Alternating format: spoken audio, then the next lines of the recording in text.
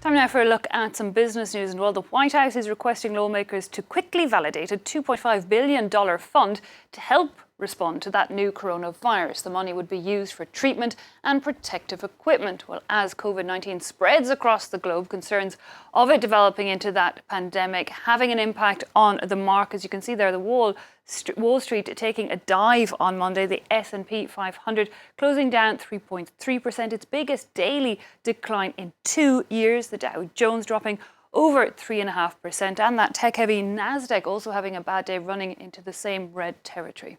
Well, meanwhile, here's a look at the current state of play on the main indexes across Asia, mostly in the red, as you can see. In the Nikkei in Tokyo down 3.25 percentage points. It was closed on Monday, so shedding shares there in early trading. The Shanghai Composite also down over 1.5%. The Kospi in Seoul, though, in the green. Pretty surprising there, maybe having already digested the possible impact of that virus.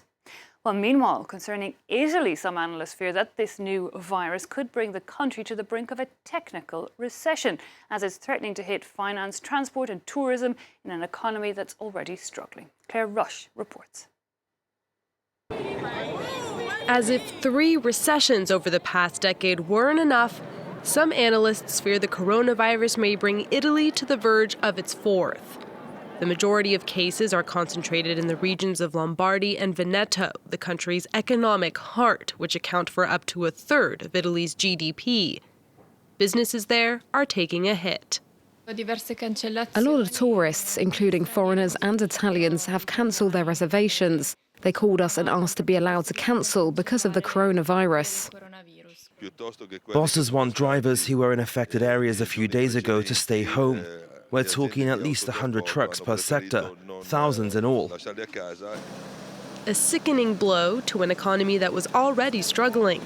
In the last 3 months of 2019, Italy's economy contracted by 0.3% compared to the previous quarter, the sharpest decline in 6 years.